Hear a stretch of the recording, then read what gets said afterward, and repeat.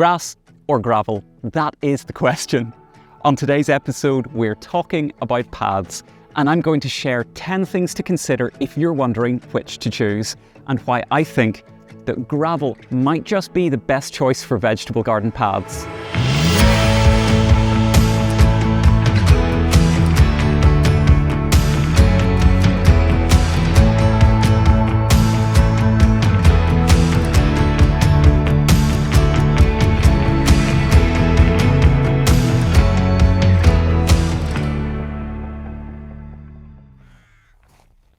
Hey everyone, how's it going and welcome back.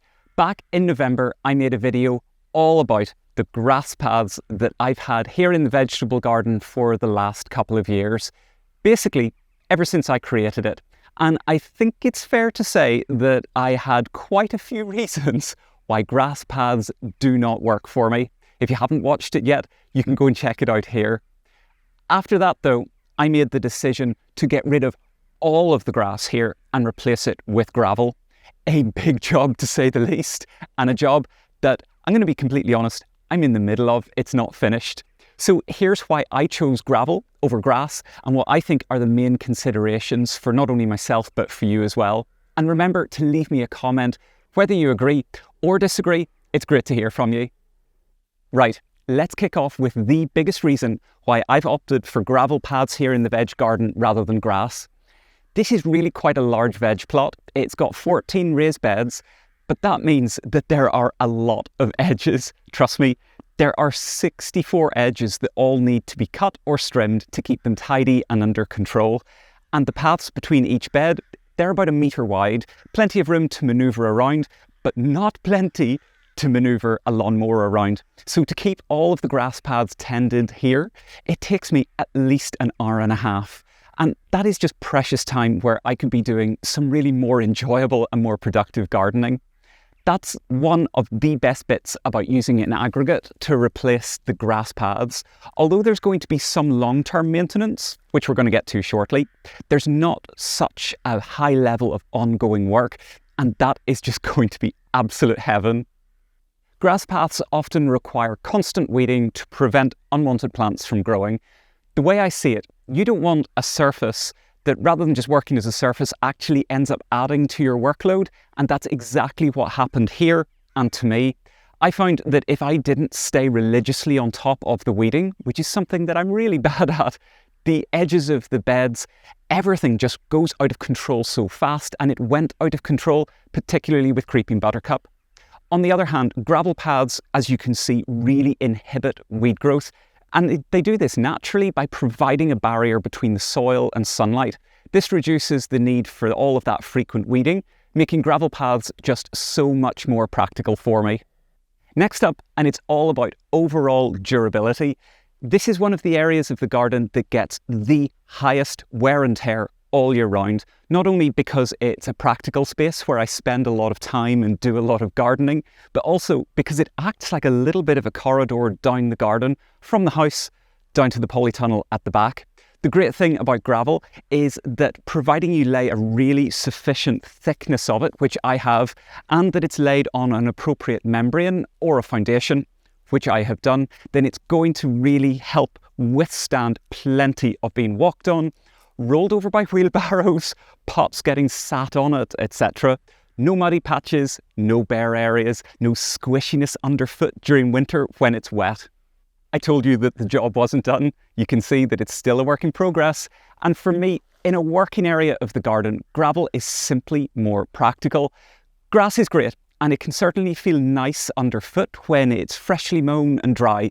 But for instance, you can't just set a big planter like this or a container onto it because it's going to damage it. Using gravel is handy because you can place containers, furniture, anything you want, anywhere you want, and for as long as you want. And you know that it's not going to leave you with a yucky bare patch of earth that ultimately then just becomes weeds rather than grass. It's also really practical to lay. It needs very little skill, trust me. I've done it, and there's no measuring or cutting to make it fit around awkward shapes and spaces, which this really is definitely full of. So if you're not particularly skilled, but you want to add hard landscaping into your garden, gravel's the one for you. Keeping gravel paths clean in the garden does require a little bit of regular maintenance and a few simple steps to prevent weeds, debris, and also uneven surfaces. Regular sweeping, or even better using something like a garden vac to remove fallen leaves, loose debris, bits of compost, helps prevent all of that from accumulating and ultimately becoming embedded in the aggregate. If you were to leave all of that sitting in amongst the rocks, it'll essentially form compost, creating a growing medium for weeds. Whilst weeds are definitely much fewer in gravel paths, you do still need to stay on top of pulling them up. But saying that, I found that it is so much easier to spot them and easier just to pull them out and remove them. You may find that you do need to occasionally rake the gravel just to keep it nice and even and smooth out any bumps and lumps. But that's not a big job, and actually it's quite relaxing. Also, gravel can travel over time, and if you don't want it spilling into the edges of beds or where you don't have a solid surface that it goes up against, you do need to think about possibly putting in some kind of edging. I know that some of you love the geeky details about exactly what I'm using or planting in the garden, so for my aggregate, this is an Irish gold sandstone in 14mm pieces. This veg garden is really fairly large. It's about 20 metres long by 7 metres wide, and I had a load of ground to cover here. And I've very kindly been helped by a brilliant local company called Landscaping Solutions. They provide, well, just a huge range of landscaping supplies. Everything from gravel, paving stones, porcelain paving, building stone, bricks, the list goes on.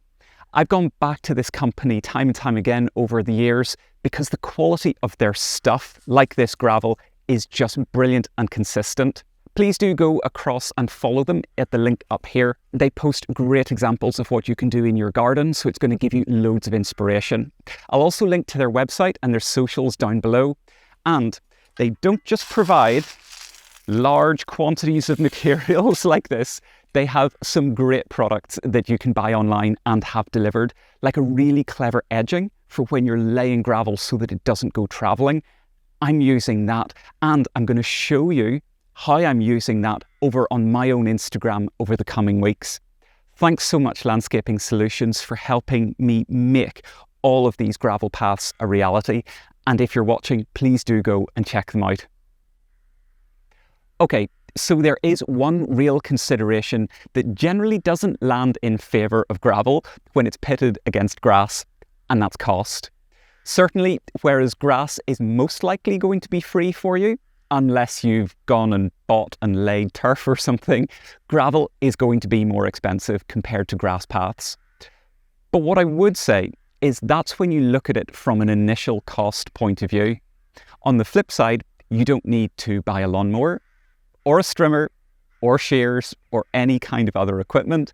And for me, I look at it as an investment. Just choosing to have even thick wood planks here, it's an investment.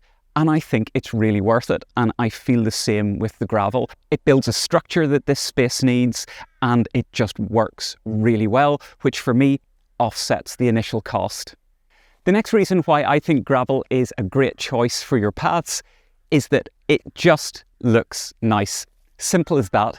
To me, it gives you that stronger look that you get from hard landscaping, a really kind of clean, crisp look, but at the same time, it just feels that slight bit softer, and it's really satisfying underfoot.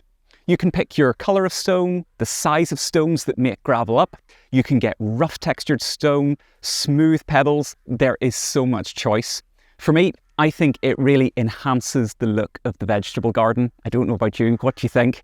It looks gorgeous wet because all the colours really shine through.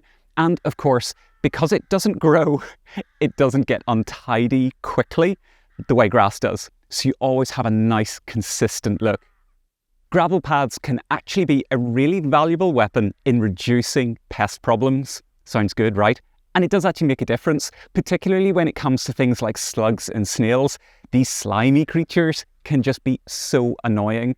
Gravel paths quite literally act as a physical barrier that helps to deter slugs and snails from travelling between beds. Not entirely, but to a good degree. The rough texture, the uneven shapes and surfaces make it really challenging for our slimy friends to get across, to get into your beds. Slugs and snails naturally thrive in damp environments, so a really well-drained pathway always helps create a much more unfavourable environment for them. The stones that are in gravel themselves have sharp edges and rough surfaces, as opposed to a smooth surface like leaves that they prefer. So they simply tend to avoid gravel. It's also easier to spot the blighters when they are there and pick them away and remove them. I have to confess that this next benefit wasn't something that I consciously considered before I put the gravel down. When exposed to sunlight, the gravel really absorbs and stores a surprisingly high amount of thermal energy, so it essentially acts as a great big heat sink because the stone has such a high thermal mass. I've already noticed that in this really quite warm weather we're getting, when you come outside later in the evening when it's cooler, you can still feel that the stone is that little bit warmer and radiating heat. What I'm hoping is that extra tiny bit of heat is going to contribute to a little bit of a microclimate effect here in the veg garden. So we have been through loads of practicalities, but ultimately what this all boils down to is, do you like it? For me, I just love how this looks, how it functions for me, and how it makes the whole garden feel. I think ultimately it's what I always wanted this space to be like. I think it pulls everything together and it makes everything feel much more deliberate and designed.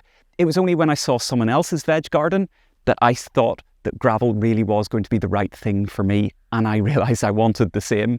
So do exactly that. Look for yourself, and if it makes you happy, go for it and enjoy what you create. Because remember, unlike tarmac or concrete, if you change your mind, yeah, okay, it's not going to be a light job to remove it, but you can always remove the gravel and change things up a bit if you want. Let me know what you think, because I'm willing to bet that opinion is going to be divided on this subject. And if you want my thoughts on the grass paths that used to be here, and it does make for interesting watching, let me tell you, check out this video here.